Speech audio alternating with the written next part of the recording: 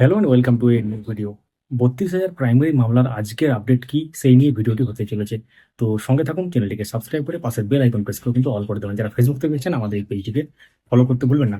তো সকালে আমরা আপডেট দিই যে আজকে মামলাটি মেনশন হতে চলেছে এবং সেই মোতাবেক কিন্তু মেনশন হওয়ার জন্য গিয়েছিল এবং অনারেবল জাস্টিস রাজশেখর মান্থার এজলাসেই কিন্তু এই মামলাটি যেতে চলেছে। কারণ আপনারা ইতিমধ্যে অবগত আছেন যে অনারেবল জাস্টিস হরিশ টন্ডন তিনি অন্য রাজ্যে চলে যাচ্ছেন।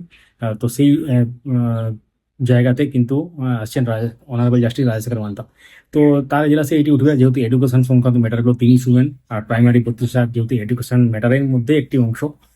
তো আজকে পিটিশনার পক্ষে আইনজীবীরা এবং রেসপন্ডেন্ট আইনজীবীরা এবং তার সাথে বোর্ডের আইনজীবীরা সবাই কিন্তু উপস্থিত ছিল এবং তার সাথে শিক্ষক শিক্ষিকাদের পক্ষ থেকে মাননীয় কল্যাণ ব্যানার্জি বাবু তিনি ভার্চুয়াল ভাবে উপস্থিত ছিলেন।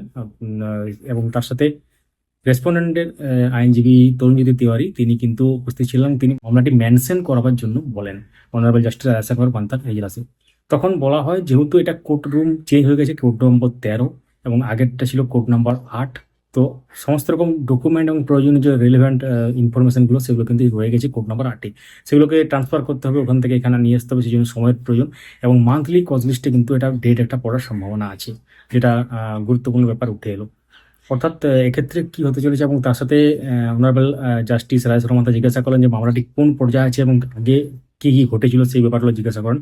তখন বলা হয় যে সিঙ্গেল বেঞ্চে মামলাটি তার চাকরি বাতিলের একটা অর্ডার হয়েছিল, তারপর ডিভিশন বেঞ্চে কিছু চেঞ্জ করা হয়েছিল ব্যাপারটা নিয়ে, এবং তারপর সেটা সুপ্রিম কোর্টে যায় এবং সুপ্রিম কোর্ট থেকে আবার ঘুরে ডিভিশন বেঞ্চে চলে আসে। এবং তারপরেই তিনি বলেন যে ঠিক আছে, তাহলে এটা পরবর্তী সময় উঠতে চলেছে এবং কবে উঠবে সেটা কিন্তু আপনাদেরকে তার জন্য ওয়েট করতে হবে একদম মান্থলি লিস্টের জন্য, এবং আমরা শেয়ার করব যখনই অফিসিয়াল সাইটে এটা আপডেট হবে ব্যাপারটা। তো আজকে যে ব্যাপারটা হলো সেটা আপনার সাথে শেয়ার করা হলো। অবশ্যই সঙ্গে থাকুন পরবর্তী আপডেটগুলো পাওয়ার জন্য। ভিডিওটি লাইক করতে পারেন, সবার সাথে শেয়ার করতে পারেন, মূল্যবান মতামত কমেন্টে জানাতে ভুলবেন না। Thank you so much for watching.